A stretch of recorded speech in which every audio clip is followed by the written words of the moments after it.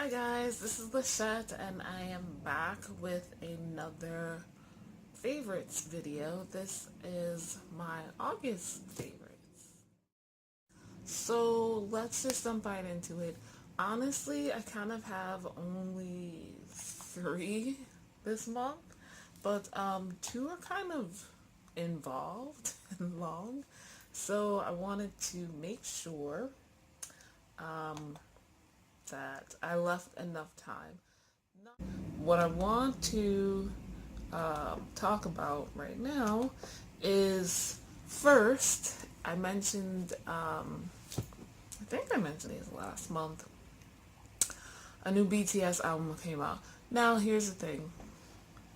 You guys are probably like, oh, she's talked about these musicians or this group times before, several times, and does she not listen to other music? I do. Does she not listen to American music? I do. But the point of these videos is to point out some forms of self-care that I found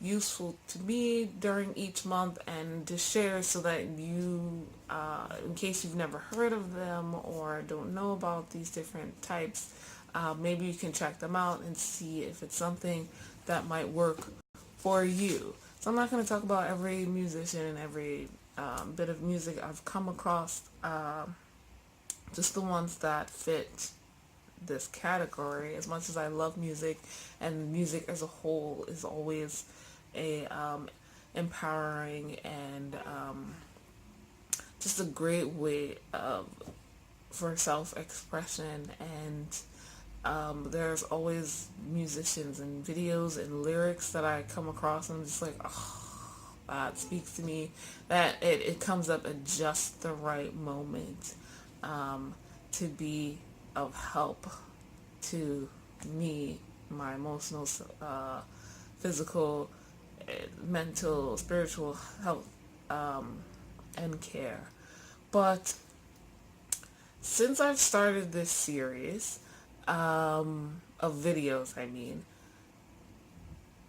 BTS actually started a album series. Now, this is not their first one. It's, at least as far as I know, for the majority of particularly pop music here in the United States, having a series of albums,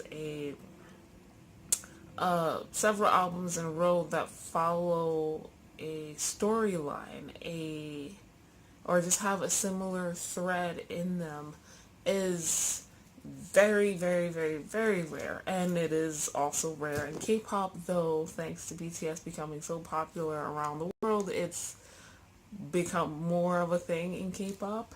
K-pop is very much about trends. That's not all it's about, but trends are a thing. So anyway, BTS started this series of albums called Love Yourself. Now, I talked about the last 2 albums in other videos when they came out. The first album in the Love Yourself series was Love Yourself, Her. And then that came out last year. I don't remember when. I'm going to say summer-ish. Maybe spring. Love Yourself, Tear, the second album in the series, came out this year in May. Yes, in May. It came out in May. I just remembered. It came out in May. And now the last of the series just came out in August of this month. So, yes, Love Yourself is kind of the point of this video series for me, my monthly favorites. So the fact that I started this series this year, and they started their Love Yourself albums late last year, is everything just kind of dovetailed nicely. Let's just put it that way. So anyway, The album series, it followed this idea of love, which is very general and abstract, and you're like, "Ooh, duh, love." But so it followed this kind of four-part Korean and East Asian storytelling format, and just with each album they had a particular focus with regards to love. And the first one was just like love, like the beginning of love and kind of like the honeymoon phase. And then the second album was about loss, and now this last album is about acceptance. And there have been some lyrics from various songs in this last album, Love Yourself, Answer, that I like. They hit me every time.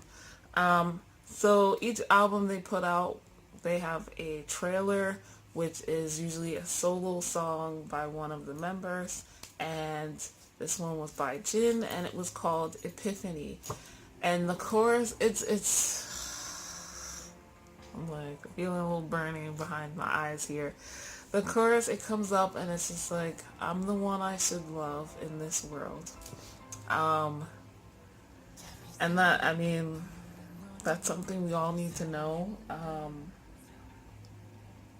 The title of the song is Epiphany, and the way it's put together, it's just like, it just occurred to him after, you know, looking for love in other people and trying to fit what he thinks they want from him or what they say they want, and then finding out it's fake, it's not real, or it's not something that you can keep up, or something you even want to keep up doing, and you know, it's, or even if it's not fake, it's not what you need. You still need self-love. And wow, like the light bulb goes off and it's just like, why didn't I think of that before? That's the epiphany. And the lyrics talk about, you know, you're not perfect, but you're good. You're okay. You have this soul within you that is worth celebrating, is worth loving, and no one could do that better than you can yourself. And I needed that in August. August was not my best month. It has definitely not been my worst month, but just remembering that I need to love myself and I'm deserving of love has that was very helpful. And then a couple of other songs they did on the album. There's I'm Fine, which I really love. It's touted as this kind of the opposite of an older song they did called Save Me, which was a love song. But Save Me was more like, I can't do anything without you, don't leave me kind of thing. And I'm Fine is like, okay, well, I'll live on without you. It hurts, but I can move on. I'll save myself. That's entirely possible and probable and more likely than to have someone outside of me saving me, protecting me, and helping me move on from this relationship. And also a little bit of, like, you know, how people ask you small talk, like, how are you doing? You're like, yeah, I'm good, or I'm fine. And it's just like, you know, that's what you say, but we're complex human beings with deeper feelings and thoughts than that.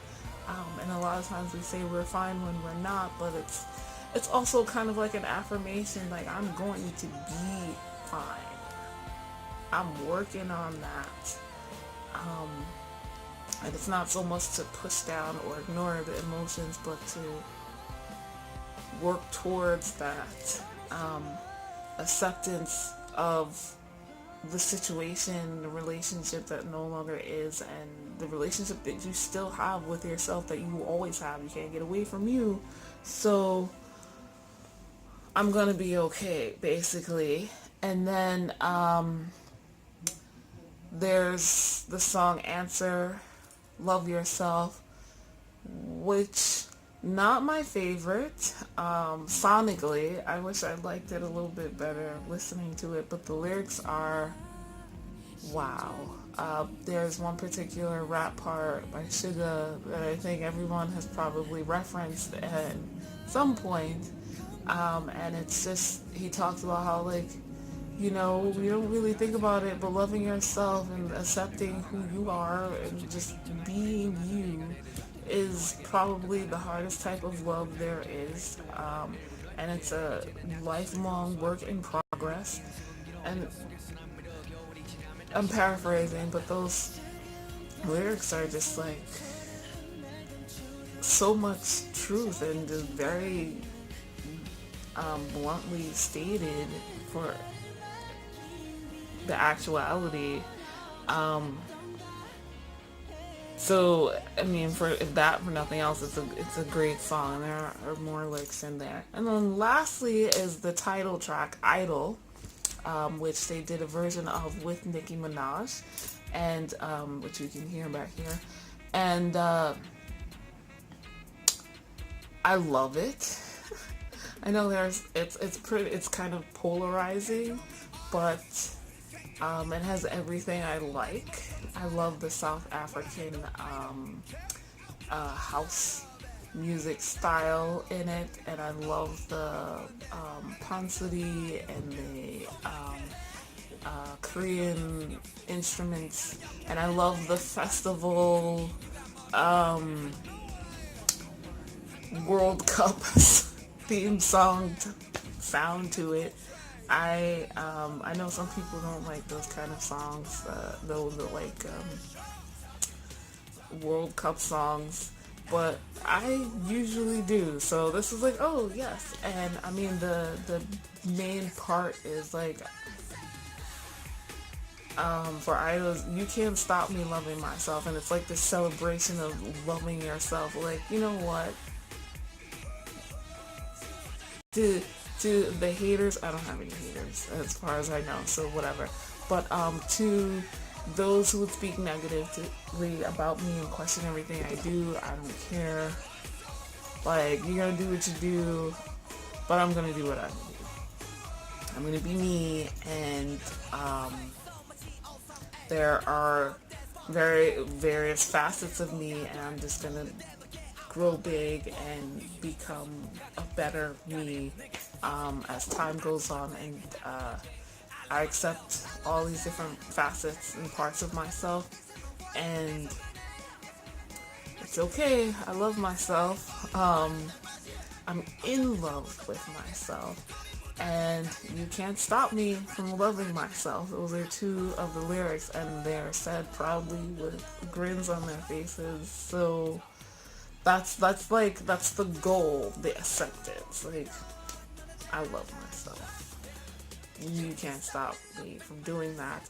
And I think for me personally, like I said, I don't really have haters as far as I know. It's internal negativity and negative thoughts that I have to deal with, and that most people do, doubts, self-doubt, and that kind of thing. And so it's just like, you know what?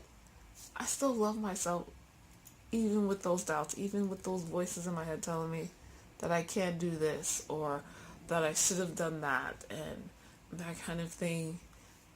It helped pull me out of the spiral of negativity. And you should definitely check out BTS's Love Yourself Answer album. It has songs from the previous two albums, as well as three others that I haven't mentioned here. This is not an album review. So yeah, just the message of self-love and self-acceptance, and Idol in particular, like, just celebration of self was very critical to my self-love in the month of August.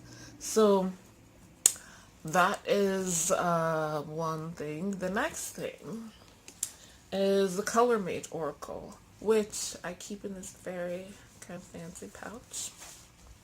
The Color Mage Oracle is an indie deck.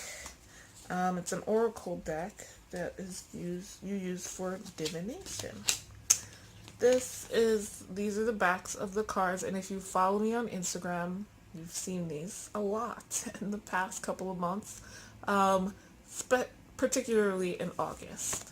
And this is, can I get that to focus? Can I get that to focus a little bit? It's color and space equals happy. And the color mage is Brandon. This is him, the creator of the deck. Oh Lord, come on. And he's a very wonderful soul. And what does it say? Behold your power. May this divination tool guide you to choices and new opportunities. Connect with your higher self and inner child. Each color unlocks a unique aspect of your intuition and paints your personal energy in a way you'll be able to draw in power, love, and pure magic simply by adding it to your life. Be not afraid, for you are protected, and this oracle deck has been blessed under the full moon to guide you through the darkest hours. In love, light, and color, the Color Mage. So, each card in this deck, so I'm a little upset because these last four that I used actually got a little bit wet. It was my fault, so they're a bit warped. So don't sit in the deck as well. I have a love of color, and this deck totally unabashedly feeds that love. And as you can see, it's a very basic deck. Each card has a different color on it. Then there's a number at the top, the name of the color as far as the color mage decided, and kind of like a very brief description or phrase for what that color means. But I sometimes use that and sometimes just ignore it because it is what it is. I've been using this deck for the past 2 months on Instagram for the weekly self-care readings. And those readings basically, I offer those for one-on-one usage in my Etsy shop if you would like one. But yeah, I pull a card for physical, mental, emotional, and spiritual care each week, asking what my followers would need to know in each of those categories. And I post like the back of the cards at Monday morning, and then I tell people to, just like ground themselves, pick a card. Because one thing about self-care is you don't have to do it all. You don't have to take care of everything at once. And so I tell my followers to pick a card, an area that you think you should focus on. So your physical health, your mental health, your emotional health, or your spiritual health. And come back later to see which card is revealed that week, and what the oracle's advice is as far as how to take care of yourself for that upcoming week. And this deck, this is the first time I used this deck for that reading. Um, and it's perfect. It's turned out to be absolutely perfect. It's kind of metaphorical and abstract a bit for other types of readings, but for things like self-care, self-development, spirituality, this deck is absolutely perfect. It can be hard to use intuitively because of these little phrases at the bottom, but I've kind of trained myself to ignore those and just go with my own personal color associations, because we all have life experiences that shape how we perceive certain colors, different, even the different shades, hues, in the colors, and the words have their own associations within us as well. So it doesn't always fit.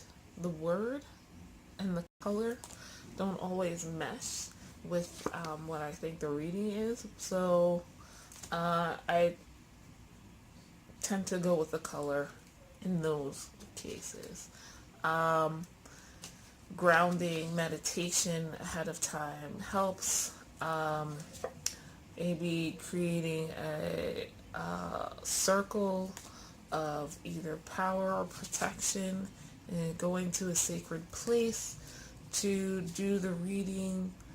Just finding some way of blocking out other distractions is very helpful. I had gone back just before starting this video and pulled up my old bullet journal, which is falling apart. And I had done a deck interview with this deck when I got it, or not exactly when I got it. Yeah, no, not exactly. I did this in January of 2017. The deck I got, I think, in like October. And let me see. The deck interview spread is by the Whimsical Arcane on Instagram, so link in the description. And it's a very basic one. Introduce yourself. What are your strengths? What are your limitations? What can I learn from you?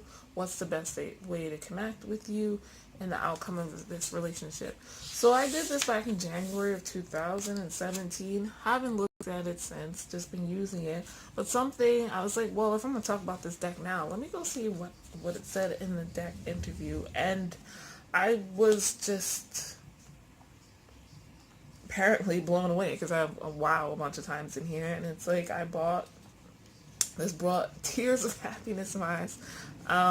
It works great with spirituality as a focus and self-help as well, belief and faith in oneself, surrendering to like the magic, the intuition, self-development, learning about yourself. So that is definitely what I have found with working with this deck. I've also been doing client readings with this deck the past month and a half. So if this is a deck you would like me to use, you can always request it if you purchase a reading from me.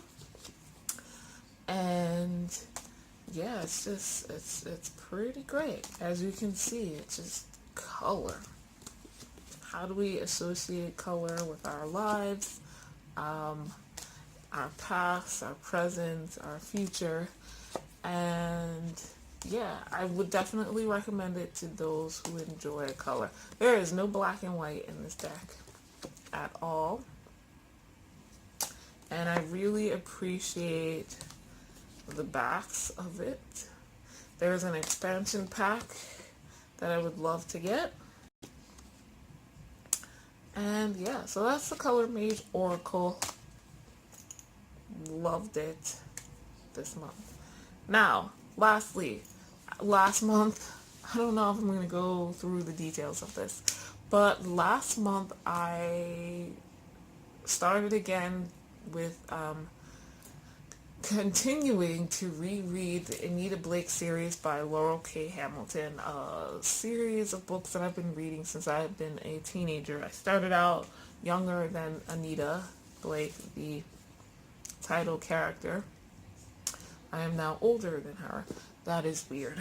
Um, the series, I don't remember if I talked about cerulean sins, but it's been great. Like, I flew through the last 15 books in August. It helps that I've read them before. Okay, so I have been talking about this series, and rather than like last month going through every single book, I'm just gonna give an overview because I think at the end of last month I read like a third of the series, and then now the latter 2/3. And this was all so that when the new book comes out, I would have a better memory. One of the major changes over time with this book series is that the author has been adding more and more characters. So, rereading the series every once in a while, at least for me, has become a necessity. Laurel K. Hamilton is a great writer, very descriptive, so like I remember once she describes a character again, but now there's so many they can't all be on stage and front and center at the beginning of every book. Even the most important people in Anita's life can't all be front and center all the time. So I'm just going to give like an overview of some, I feel, important themes. This series does get a bad rap in some people's reviews and opinions, and that's, their own. What has kept me going has been a lot of this stuff. So, and then in the meantime, I'll just show some of the books. Just like the character development of Anita, if nothing else, has been a huge, huge change. She is not the Anita from the beginning of the series, and I think that has definitely upset a lot of people, but it is what it is. People change. I am not the same woman now at 34 years old, or almost 34 years old, 33, like mentally preparing to say my correct age in a month or so. Anyway, I'm not the same age, I'm not the same Lachette I am now as I was when I was 24 years old, which I think was the age that the series started. So yeah, there are new people in Anita's life that have either purposefully, like forcefully, or unconsciously, or just by them being around, being themselves, have influenced her, or for good or ill. It is what it is, but since Anita is mostly living a decent life, I would say it's for the better, and for good, as much as we can quantify good. And let's see, she's had this growing sense of self. I feel like, I always have my notes here. It's just in a different format that I'm used to. Her growing sense of self is wow. starting this series, Anita was very closed off, closed in.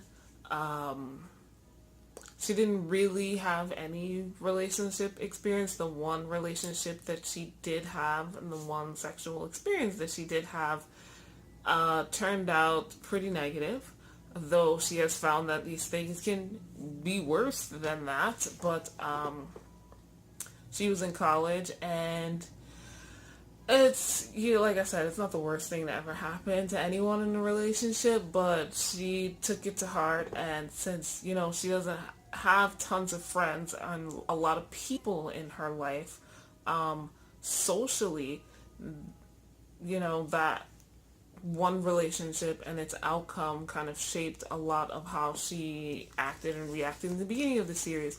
But now that she's been through several relationships, with, honestly, in my personal opinion, better people,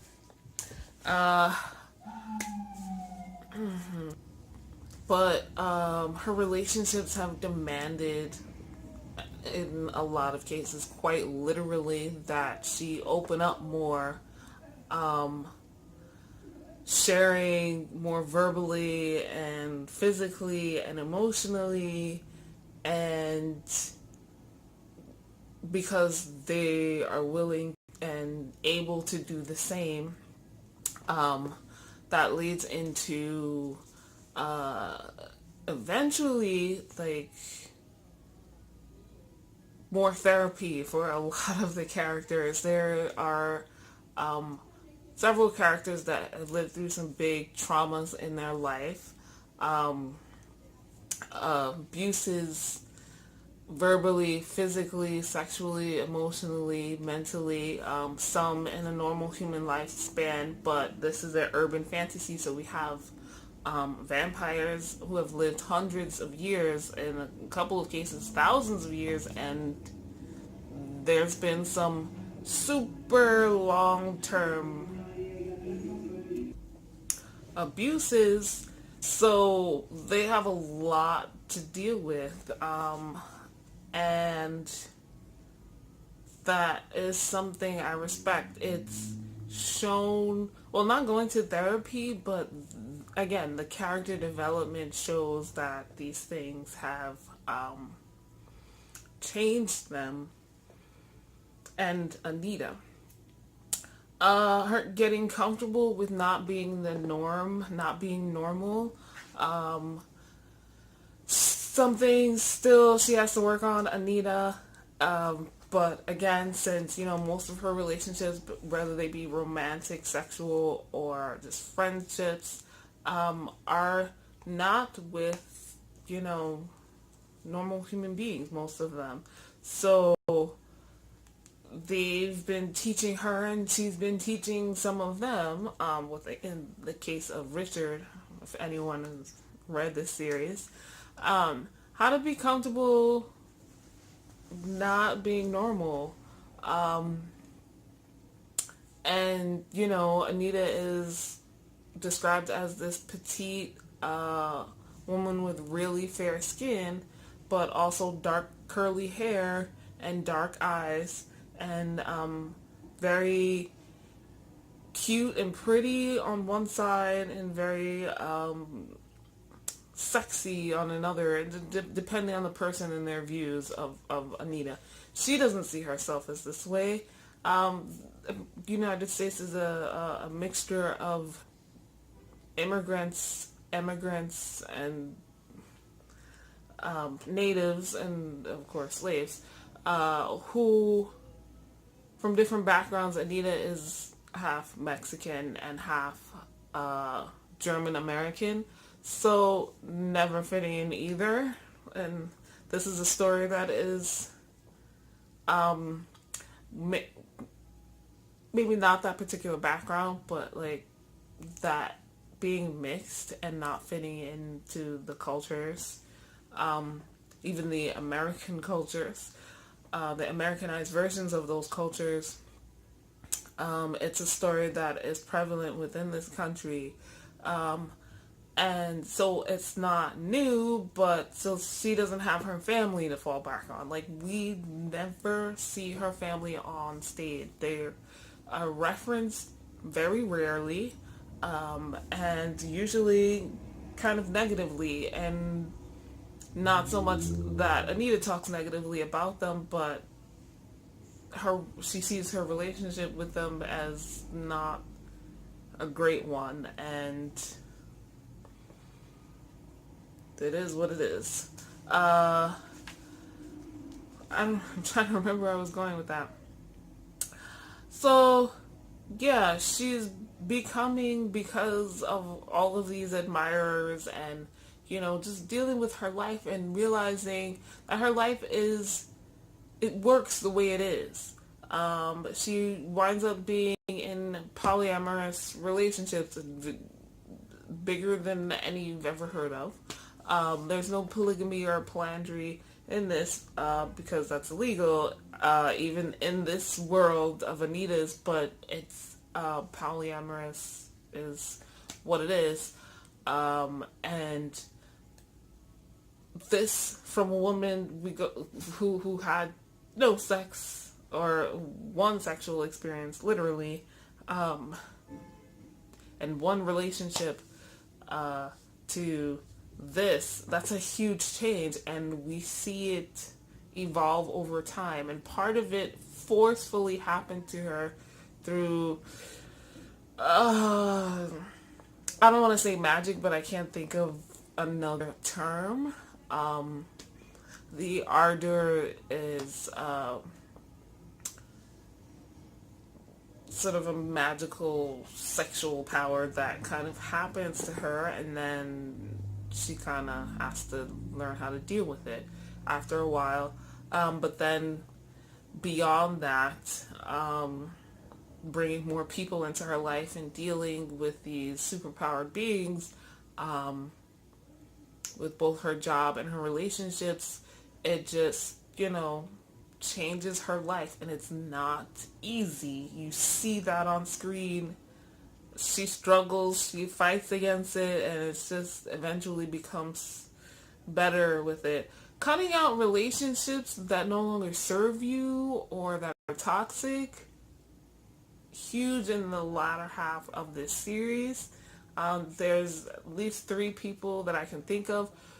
2 romantic relationships and 1 friendship that just, they needed to go and they went.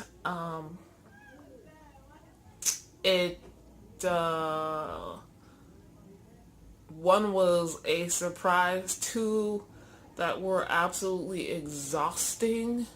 It's just like, thank you. You tried a lot, but it's not working. And the friendship one, the way that just went left, like, whoa.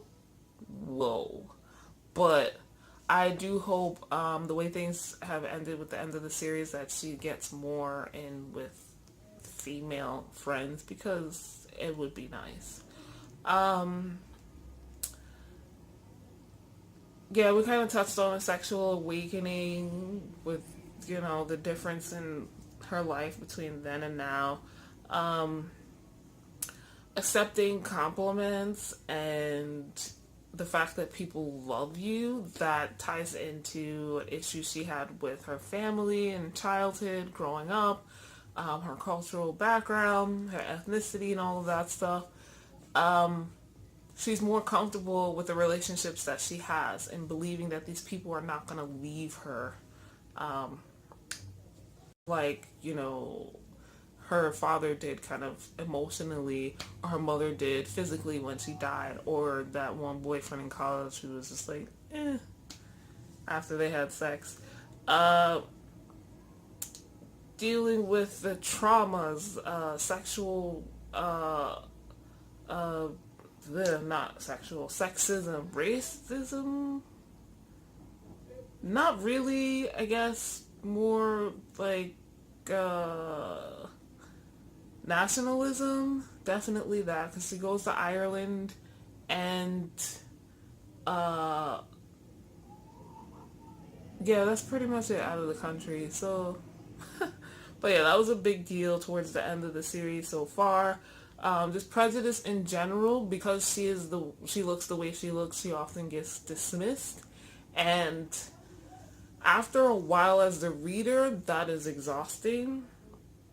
It's like she has this super radar and has to confront these people immediately if they're not confronting her. And after a while, it's like, we get it. It's depressing as a female to the point where, like, can I have a job that is not something that someone who's pretty would normally have? A pretty woman? Is that okay? Is that allowed? Will I have to deal with this if that is a job choice? But it is what it is.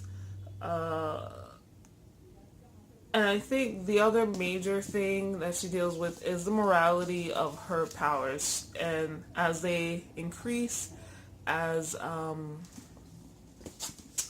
others that she's connected to, as their powers increase as well, she's always questioning. Just because she can doesn't mean she should.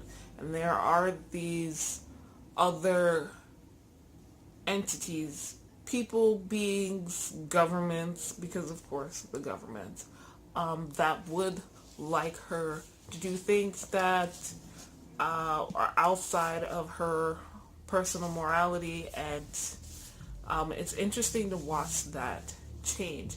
So that's it for the Anita Blake series. I hope you check it out. I hope this not so quick overview gives you a better idea of what you'll encounter with the series.